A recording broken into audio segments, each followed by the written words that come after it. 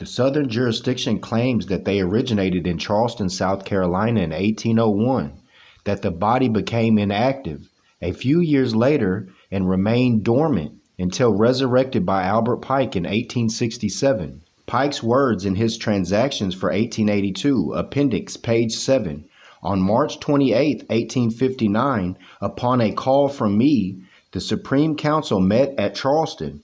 There were present 3 brothers, Mackey, LaPrince, and myself. Pike's Transactions, 1878, page 19. I am often asked why we do not publish our old transactions, to which I am compelled to reply that we have none to publish. We have no record of the transactions from 1801 to 1860. Pike's temples claim they had bodies in Nebraska established prior to those established by the United States jurisdiction. Pike's Transaction, page 5, section 1. The name of the Supreme Grand Council is the Supreme Council, Mother Council of the world. Pike's followers claim it is their province and right to rule and control all masonry. Hence, they have captured the Grand Lodge and propose to dictate terms to the Blue Lodge Masons. They claim that will make it right and that the ends to be reached justifies the means. Pike's Temple claim the right to exclude the Bible and not be governed by it. See Pike's Transaction, 1870, Appendix, page 214. In the words of Albert Pike, the Bible is the only rule and law of York Masonry, while we, without requiring our brother to reject it, do not accept it as our code. You are aware, my brother, that it does not take a very cunning man to find in it the justification of every injustice perpetrated by man. Albert Pike's Temple claimed that the members of the United States jurisdiction has introduced discord and dissensions into the Blue Lodge and despotism. And that's because they're using this Bible. And we know that King James was the ones who defeated the Moors. And we know that they have the Christian Crusades, but they use this Bible for all of their rituals, for the Hiram Abiff, for the shallow grave of the Moors. The jurisdiction of the United States claim that the Bible is an essential book in all bodies of the United States jurisdiction, and that work cannot be done without it. The United States jurisdiction claimed they were organized in New York City in 1807 by a letter patent from the Grand Orient and Grand Council of France. France was known for having a protectorate in the Moorish Empire, for again colonizing the Moors all the way into America, the Moorish Americans. Again, Albert Pike assisted John Drew, who was connected with Noble Drew Ali, who stated he was a Moorish American. And he said he came to take the veils off of all secret societies. And that's exactly what Albert Pike was doing because he was with John Drew. Pike's Transaction, 1865, page 283. You will see the Grand Orient of France has once more with indecent haste acknowledged as legitimate the Supreme Council of the United States, its territories and dependencies, although our Supreme Council, which it thus with alacrity insulted, had a grand representative near it, and it had one near us. See also Pike's Transaction, 1879, page 11. I most respectfully report that I've had no correspondence whatever with any Supreme Council, and consequently having nothing to report. In the last official bulletin of the Supreme Council at Cuba, 1889, is published a letter from Albert Pike, wherein he states, sometime since the Grand Orient of Spain, which has a Supreme Council of the 33rd within itself, entered into relations of amity with the Supreme Council of the United States of America, in which John J. Gorman is at present the Grand Commander, exchanged representatives, guarantees of friendship, and even went so far as to elect Gorman and other members of his council honorary members of the Supreme Council of Spain. And Spain, again, is known for the colonization of the Moorish Empire. It is possible for us not to see an act of hostility towards us. So they started going towards him, and a formal declaration of no desire to maintain further relations of amity with us, quote unquote, considering the fact that Spain and her dependencies have more than 17,000 Scottish Rite Masons, the United States jurisdiction more than 6,000 members, and Pike's jurisdiction less than 1,000 members. So the way the jurisdiction of the United States thinks is the majority, might is right, and might is who has the authority. But in fact, The majority is who's right. So if there's 3 right and 1,000,000 wrong, the 3 become the majority because they're the ones who are standing in truth. And that's what Albert Pike was doing. It was dormant and abandoned. And Albert Pike picked it back up and started being a custodian and cleaning out the cobwebs. So now that everything's clean, 1,000,000 people want to step in and say, you're not the authority because you don't have the numbers. Pike has much to be proud about. From Central and South America, where he is recognized by a Supreme Grand Council consisting of 1 man. Now, Noble Drew Ali went to Cuba as well. So again, if 1 man stands in truth, he is the majority over the millions of wrong. This idea is best expressed in the language of Albert Pike. See his transaction 1860, page 99. Our Supreme Council proceeds upon the principle that prescription is a good foundation of title, in Masonry as well as elsewhere, that after a long lapse of years, the undisturbed possession of a jurisdiction and maintenance of it, I repeat, and maintenance of it, when disturbed, is sufficient evidence of a good original title, and dispenses with the production of a paper title, and that this is a principle established for the interest of those who in good faith have acknowledged the legitimacy of the given power, and received from it the degrees which it has so long administered. The Grand Master in 1889, a member of Pike's body, introduced his address to the Grand Lodge by sending an edict to the lodges in the state. A master of a Blue Lodge, a Pike member, preferred charges against and suspended worthy members of the United States jurisdiction for belonging to the same. So it's a clear-cut case. The United States jurisdiction is out of here. You see how they are now. They're dormant again. You don't see nothing, no livelihood coming out of these temples today. Because they're dormant. They don't have the truth. They slapped away the only truth that they asked for, and now you see why they're dormant, trying to hide the truth. Albert Pike, see Pike's transaction 1857 to 1866, page 258, where Pike says, I have completed the rituals of all the degrees so that from the 1st to 32nd inclusive they are either printed or ready for the printer. It's time to give this truth out, and Allah chose to release the keys. Pike's Temple claimed the right to print and sell the complete ritual and the Blue Lodge degrees, and have done so, and every Scottish Rite body of the southern jurisdiction is compelled to buy and keep these rituals. A servant is worthy of a man's hire. He was putting out this work for our brothers and sisters to wake up. But adepts are born, not made, so there's only going to be a chosen few. But the United States jurisdiction is running thousands of people saying thousands of people are 33 degrees and all of this, when that's not true. Read these extracts from Pike's transaction, 1857 to 1866, page 88, in the address of Pike, March 29, 1860. For our right was never intended to be a popular right. The recipients of the higher degrees ought to be select, a few in each place. Because you can't make an adept. They're born. There's only going to be few with fingers left over. Discreetly chosen. The initiate should be as the initiate originally was, a natural king and spontaneous priest for the erring multitude. You're supposed to teach this to the brothers and sisters, but there's only going to be a few that are adepts.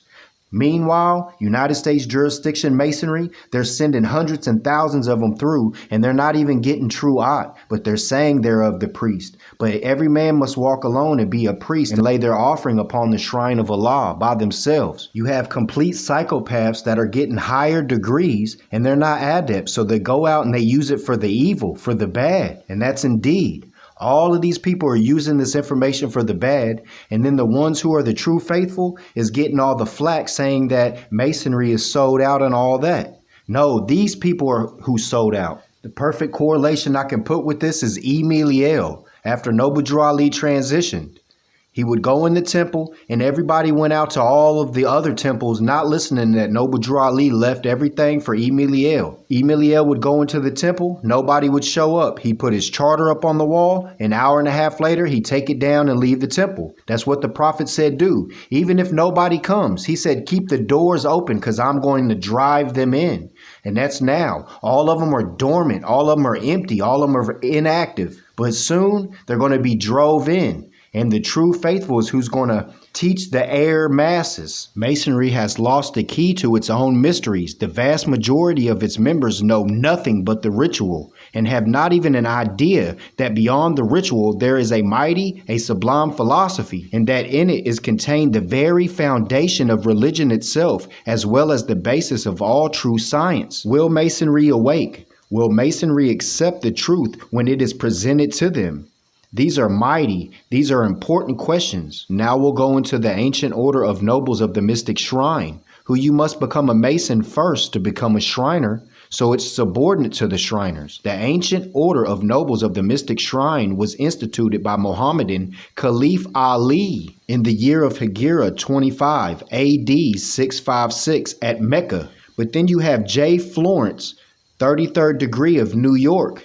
And you also have Dr. Walter M. Fleming. Both of these people claim their authority by going to the World's Fair and getting a charter from the Moorish Science Temple in the World's Fair.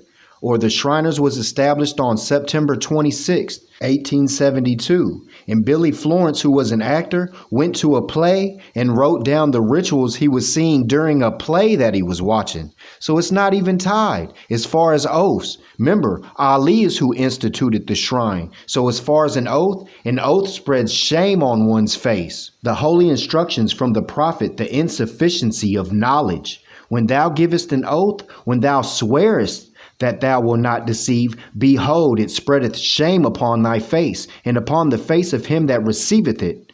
Learn to be just, and repentance may be forgotten. Learn to be honest, and oaths are not necessary, because you are measured by your actions and deeds, not by your words. That's my birthday, September 26th. However, I speak daily with the Moorish Science Temple and the ones who have the ancient knowledge that the keys was released by Allah, put into the hands of Prophet Noble Drew Ali for the Muslims in America to know the truth, whether it was about duties of a husband, duties of a child, the lost years of Jesus, holy instructions of justice, holy instructions of charity, gratitude, sincerity, religion, know thyself, breath of heaven, the soul of man, pinnacle of wisdom, the instability of man, inconsistency, weakness, the insufficiency of knowledge, misery. Honors to my forefather Albert Pike, whose blood pumps through my heart and veins.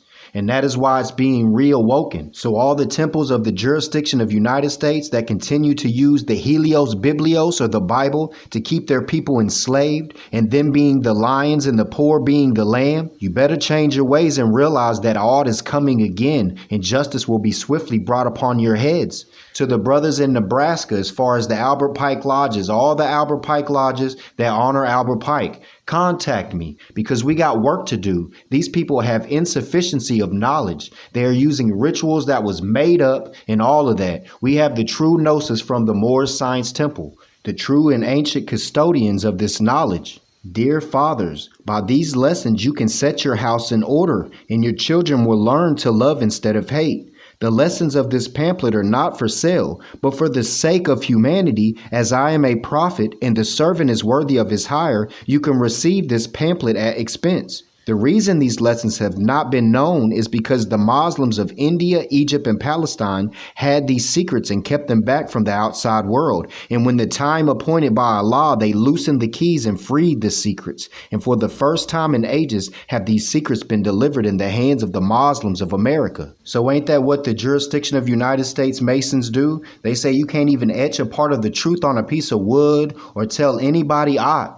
When truth is the only way to the light, truth is the only way to earthly and divine salvation. They use the Helios Biblios and the Ten Commandments for their earthly salvation. That means they use it to colonize so they can make sure they got water, food, clothing, and shelter, make sure their babies are good, and they'll kill whoever on the land to get it because it's their earthly salvation. Meanwhile, making them people think that they're being punished by God at the same time, when in fact, but their spirits will remain lost without divine salvation.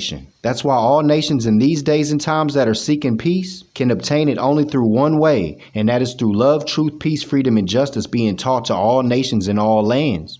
Being taught, not hidden. The Holy Prophet said, the Europeans is our fellow man. The Holy Prophet said, don't throw away your Bibles because I am going to use them to condemn the government. The prophet said, I'm going to stop the European from thinking if 2 or 3 of them get together on something, they will go back and tear it up. And that's exactly what happened. The holy prophet said, one day you are going to smell the European before you see them in boxcars going back to Europe. The holy prophet said, I like good peas and beans. I'm going to save 8% of the Europeans because they are good farmers. The holy prophet said there is going to be an earthquake that will split the United States in 2. The holy prophet said when the Europeans ask him, will we be saved this time? The holy prophet said, if you do, it will be through them. He was referring to the Moors. And last but not least, the scimitar for Joseph Kernell, because Kernell is awful close to Kernell as far as Cornish. The United States was begun by Joseph Kernell in New York. From the July-August 2009 Scottish Rite Journal, Joseph Kernell.